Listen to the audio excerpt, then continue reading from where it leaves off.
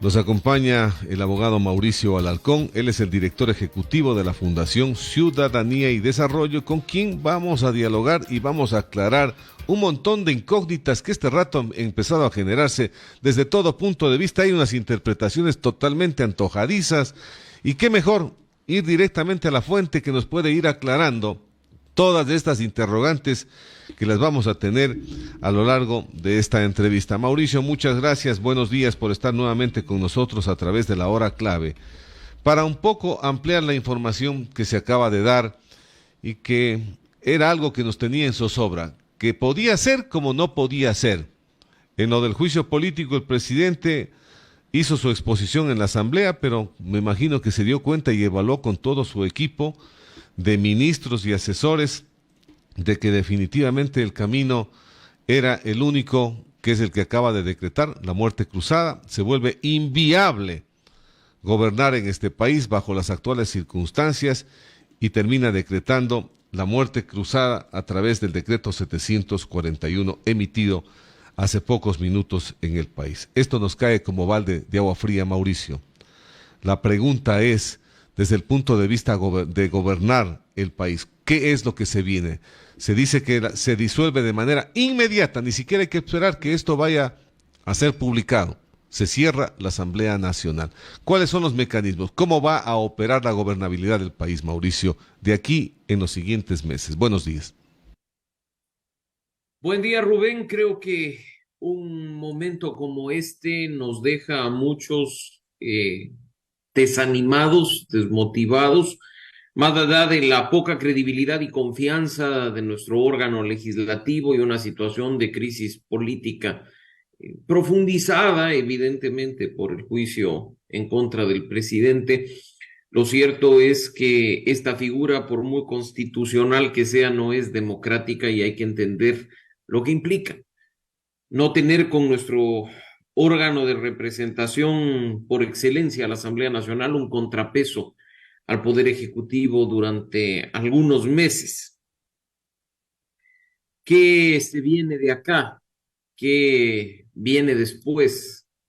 Un proceso electoral para el resto del periodo 2021-2025. Los ecuatorianos deberemos elegir a un presidente o presidenta por quizá un periodo de año y medio, a lo mucho, una Asamblea Nacional para el mismo periodo, igual iremos a las urnas en febrero de 2025.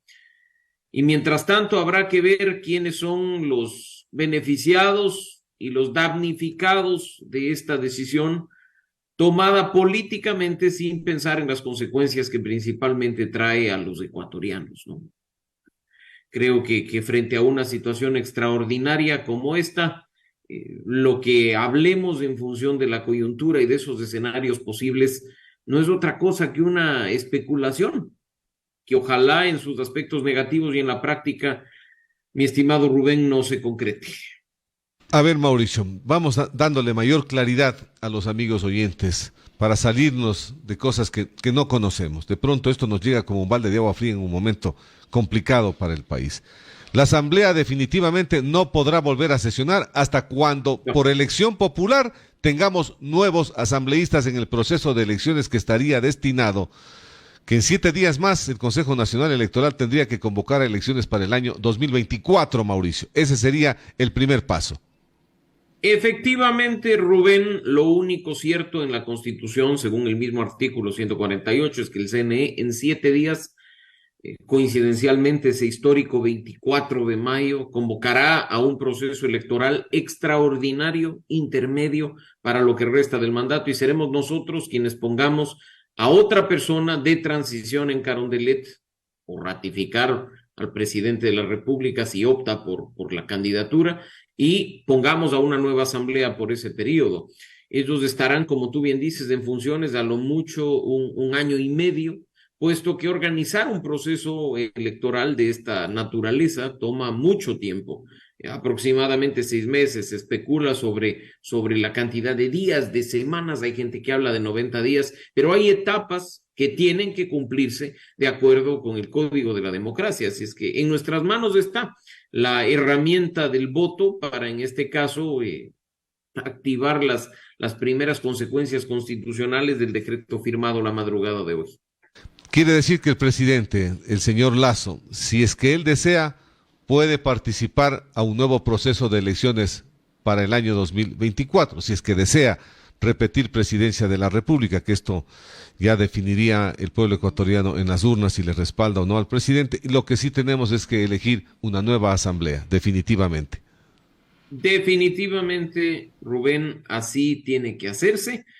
Y pues veamos, como digo, cuál es el resultado de esto. No olvidemos que quienes incluso venían forzándole al presidente a firmar este decreto y a ordenar la disolución de la asamblea eran incluso los del primer bloque minoritario en la asamblea, el bloque correísta, que decía que esta es la salida. Si revisamos en este momento las redes sociales, veremos que habrá una justificación de que no hay causal y demás por parte del expresidente Rafael Correa, pero se nota en las palabras siguientes una satisfacción de que intentarán ahora retomar el poder, como lo ha dicho, y pues estará en manos de los ecuatorianos elegir, en este caso, un gobierno de transición hasta un gobierno definitivo en febrero de 2025. Mientras tanto, Rubén, y esto es importante decirlo, hasta que esa elección ocurra, hasta que las autoridades sean reemplazadas por el voto, el presidente puede gobernar, como incluso lo ha anunciado en la cadena de hoy, mediante decretos ley de urgencia económica, con calificación de la Corte Constitucional. El presidente, tú lo has oído, ha dicho que aquel proyecto de ley presentado hace pocos días para una reforma tributaria está ya en manos de la Corte Constitucional para que pueda ser revisado y expedido mediante un decreto ley, como dice la Constitución, sin necesidad de que la Asamblea lo discuta. Mauricio, una vez dado este decreto, el presidente, el señor Lasso, digamos, pongamos un escenario hipotético, no decide candidatizarse para este próximo proceso de elecciones. ¿Él tendría que seguir en el cargo o es reemplazado por el vicepresidente de la República? ¿Cuál es la figura que tiene que operar ahora? El presidente, de acuerdo con el artículo 148, sigue en funciones hasta ser ratificado o constitucionalmente reemplazado por quien gane esta elección extraordinaria. El vicepresidente sigue siendo vicepresidente. El presidente asume funciones legislativas, como lo he mencionado, de manera extraordinaria y puntual en materia de urgencia económica mediante la expedición de decretos. Lo demás entra en una congeladora, Rubén, porque otros proyectos de ley que incluso avanzaban en su discusión y aprobación en la Asamblea Nacional deberán en este momento esperar a que la Asamblea se reinstale después de las elecciones que hemos citado. La otra parte que algo mencionaste tú, Mauricio, y también hemos visto, ¿esto es legal o es ilegal? En algún momento llamaban a algunos legisladores y decían, ya, pues decrete la muerte cruzada, señor presidente, tanta amenaza que hace. Ahora que decreta, dicen que es ilegal. ¿Qué es, legal o ilegal esta herramienta que utilizó el señor Lasso? La Constitución prevé esta disolución de la Asamblea en el artículo 148 de la Constitución.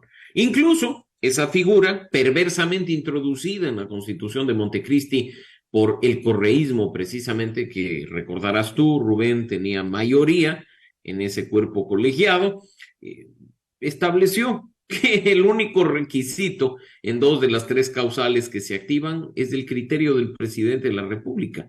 Y así Lasso lo ha ratificado en el último considerando del decreto 741 firmado a la madrugada de hoy.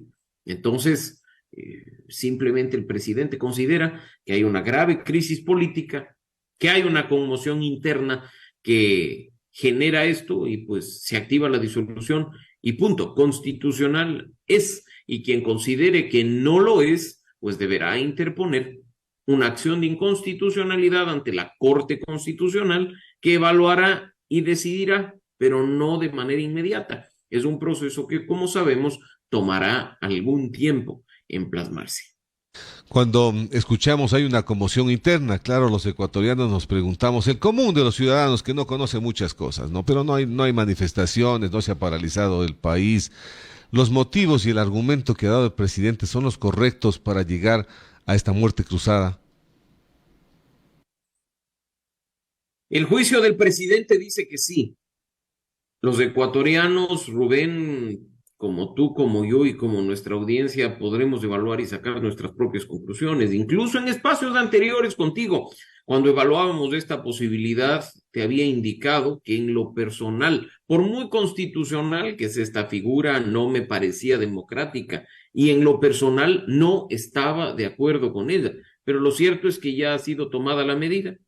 Lo cierto es que ya está en vigencia, porque incluso no se requiere, de acuerdo a lo que dice el propio decreto, ni siquiera su publicación en el registro oficial. Ya la asamblea está disuelta, los militares están rodeando el edificio del Palacio Legislativo, no hay órgano legislativo, no hay órgano de representación en el país, y pues en ese sentido la suerte está echada, ¿no? Acá los criterios personales y el análisis lo único que permitirán es entregar a nuestra audiencia elementos que permitan hacer su propia evaluación, sacar sus propias conclusiones y posteriormente decidir mediante el voto lo que ocurra con el país.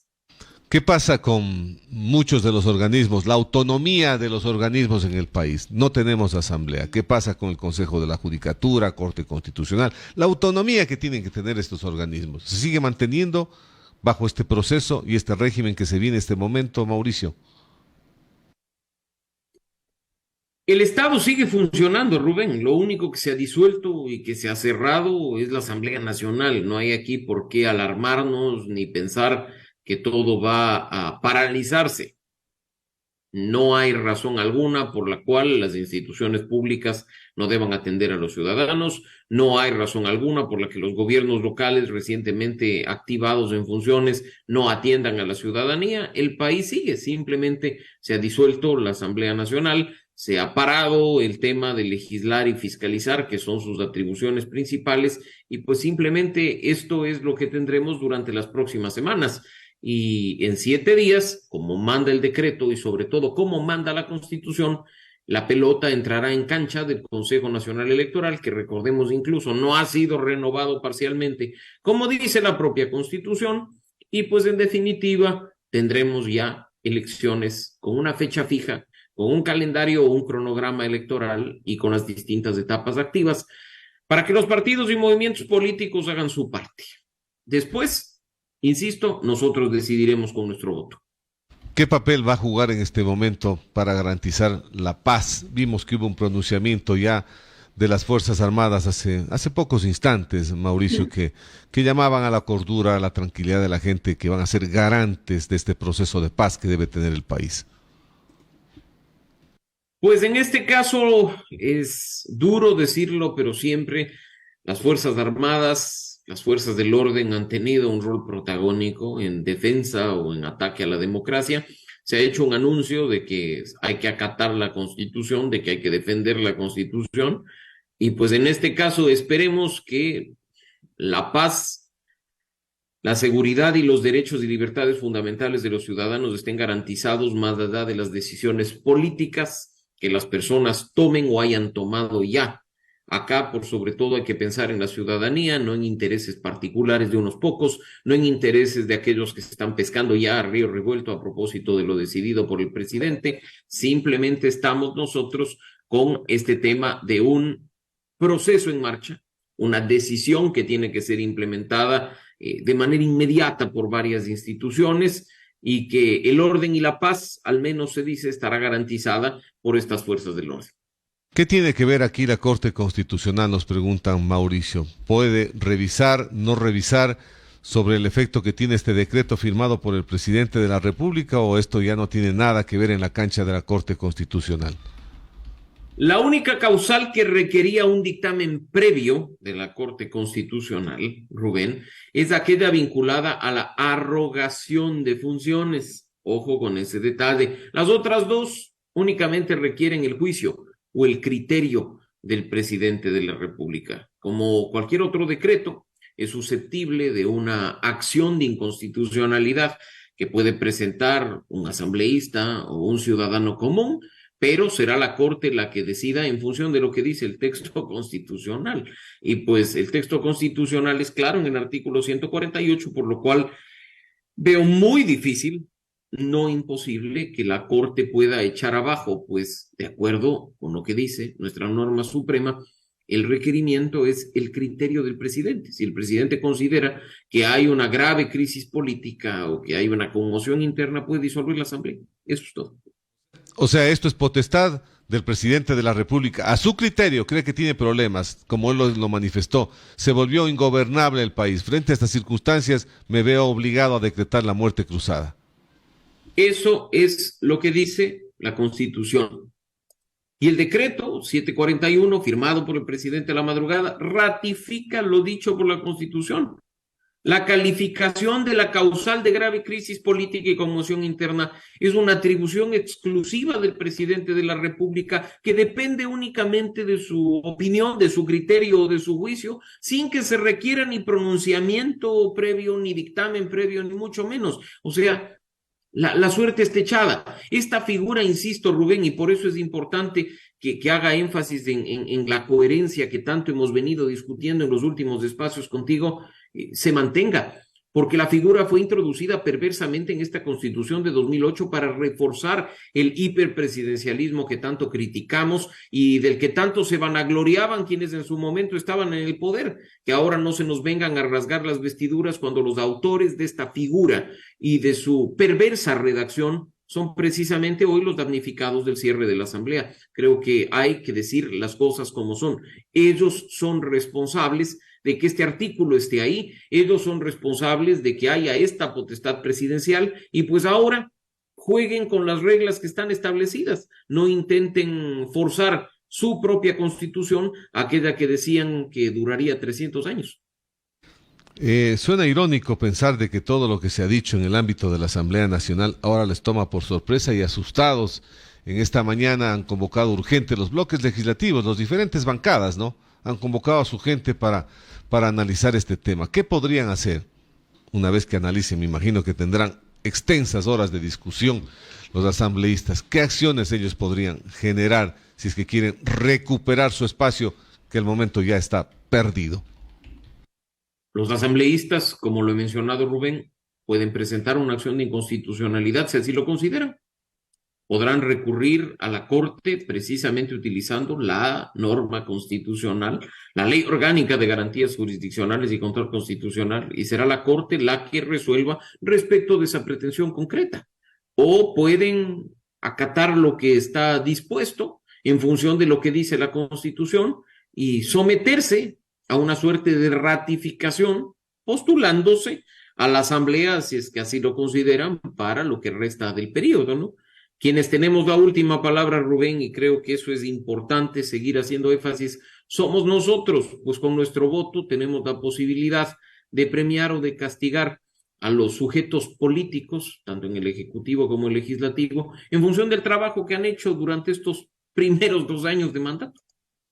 Aquí hay un artículo 3 en el decreto, Mauricio, y que esto me imagino que les va a doler y les va a doler enormemente a los asambleístas con la terminación del pleno derecho de periodos para los cuales fueron designados, y además de esto no les otorga derecho a reparación o indemnización alguna. O sea, quiere decir que hasta aquí trabajaste, te pago por estos días y chao. No tiene derecho a más. Efectivamente, en este caso, yo creo que hay varios asambleístas que también han mencionado que acatan completamente lo resuelto por el presidente y están en su casa. No necesitan ir al edificio legislativo, que además está militarizado, como ustedes lo han visto, y si les da la gana, perdón el uso del término, serán candidatos para lo que resta del periodo con sus organizaciones políticas. Si no, se quedarán tranquilos después de haber ejercido funciones durante 2 años, harán un examen de conciencia respecto al cumplimiento del mandato popular, de sus propuestas de gobierno, y la cosa sigue, ¿no? O sea, en ese sentido, a muchos, insisto, nos puede chocar lo que está pasando, nos puede preocupar, pero la suerte está echada bajo lo que dice la propia Constitución. Hay cosas que hieren profundamente a los ecuatorianos. Entiendo que tú también escuchaste o por lo menos leíste el tema del asambleísta de la provincia del Guayas, el señor Almeida. No sé qué tan nivel de gastos tendrá este asambleísta que tiene. Ahora tendrá que ir a vivir de las herencias de papá y mamá, y de lo que mamita le dé, pues nos hablamos de la esposa, ¿no? De que le mantenga a él. Si $3,300, que es lo que le queda líquido a él, no le avanza más que para una semana de sus actividades, ¿se puede imaginar en qué debacle estará el hombre este momento? Yo no puedo sino reírme de una declaración tan vergonzosa como esa, Rubén, que es un insulto a los ecuatorianos que tanto dicen defender en la propia Asamblea Nacional. Aquellos que o viven del salario básico, $450 al mes, o aquellos que ni siquiera alcanzan esa base. Es insultante que una persona venga a decir que $3,500 no le alcanza sino para la primera semana. Pues entonces que se vaya de la asamblea y busque otro trabajo, que no venga a decir que todo está perfecto, que todo está bien, o que se está sacrificando en función del pueblo, que no sean hipócritas, Rubén, porque parte de la crisis que estamos viviendo en este momento es producto de esa hipocresía que nos ha gobernado en un órgano de representación que lo único que ha hecho es trabajar para los intereses de unos pocos, trabajar para satisfacer intereses particulares o convertirse en alfombra de su capataz de turno. No en vano la Asamblea tiene esos niveles de credibilidad y confianza. No en vano hay millones de ecuatorianos que probablemente estén celebrando la decisión del presidente de la República en este momento. Otra cosa sería si al menos tuvieras tú pues una asamblea con legitimidad, una asamblea que en serio se preocupa por la gente, no una asamblea que pierde su tiempo aprobando resoluciones sobre si el bizcocho es rico o si la guayús es energética o sobre si el Chimborazo es una montaña ecuatoriana. Por eso están como están, por eso el país está como está. Y de nuevo, espero conciencia de la ciudadanía al momento de votar, para no rayar una papeleta para poner a payasos como los que ahora dicen representarnos, a los cuales el sueldo que les pagamos todos no les alcanza pues ni para sobrevivir la primera semana del mes. Los pueblos tenemos los gobiernos que nos merecemos. Hay una frase, porque además, quienes ponemos somos nosotros. O sea, somos copartícipes de lo que tenemos y lo que está pasando. ¿Crees que este es un momento ya de profunda reflexión para los ecuatorianos y que hay que pensar bien? ¿Qué vamos a designar? ¿Qué vamos a elegir a futuro? Y ya no podemos seguir actuando con tanta irresponsabilidad como lo hemos hecho hasta el día de hoy. ¿Qué decirte respecto a eso? Somos nosotros quienes tenemos el poder de cambiar el país, Rubén. Somos nosotros quienes quizá aún no tenemos conciencia de la importancia de rayar bien una papeleta, de poner a los mejores, de entender además que los mejores no son quienes más títulos universitarios tienen, como algunos pretenden hacernos creer, sino personas sobre todo con integridad, con ética y que ejerzan su mandato con transparencia. Unas personas que hayan rendido cuentas, si han tenido cargos públicos previos. Personas que no teman en transparentar su vida y decirle a la gente lo que verdaderamente quieren en caso de llegar al poder.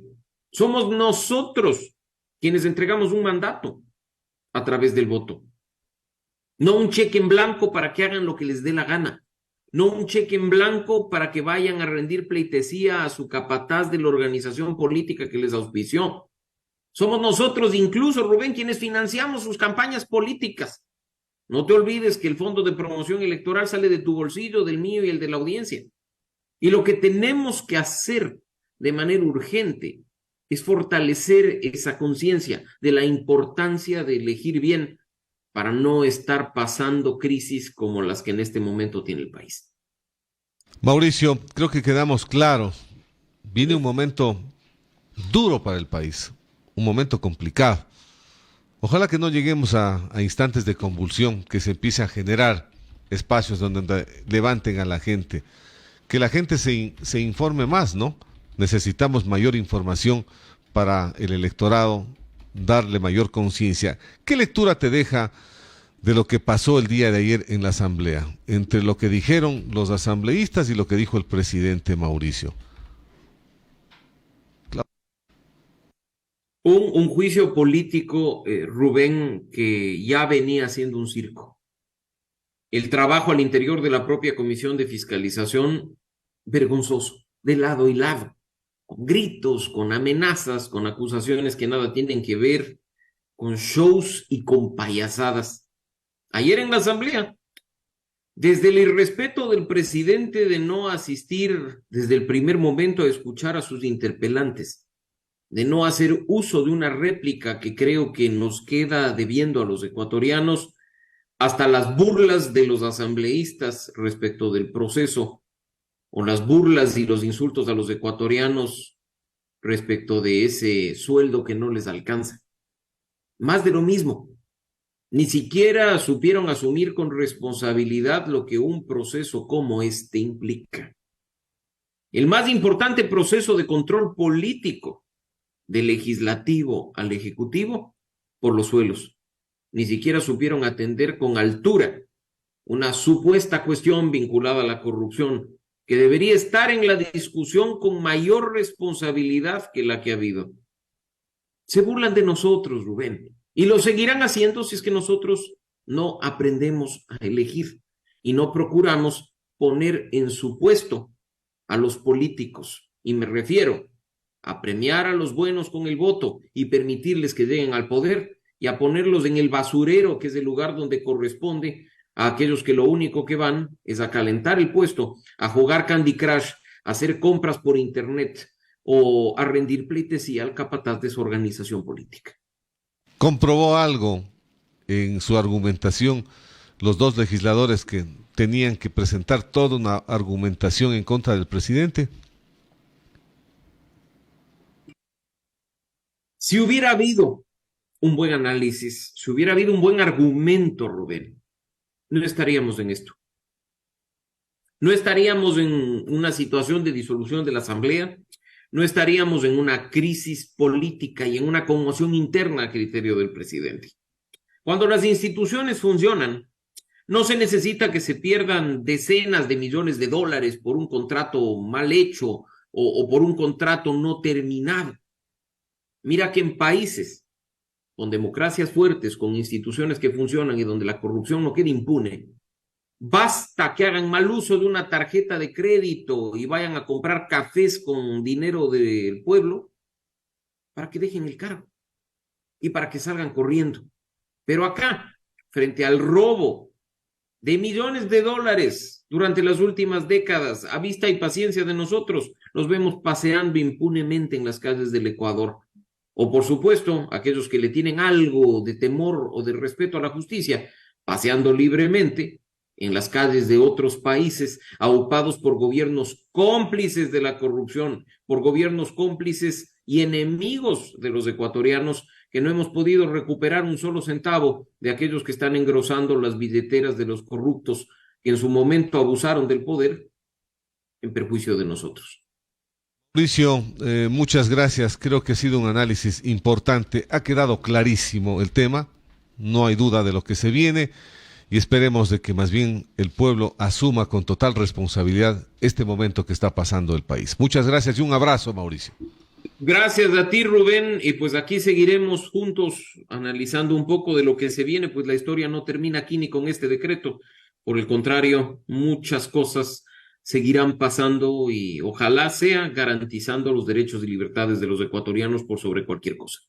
Gracias, ha sido Mauricio Alarcón, nuestro invitado. Él es el director de ejecutivo de la Fundación Ciudadanía y Desarrollo. Hemos hablado y con profunda claridad.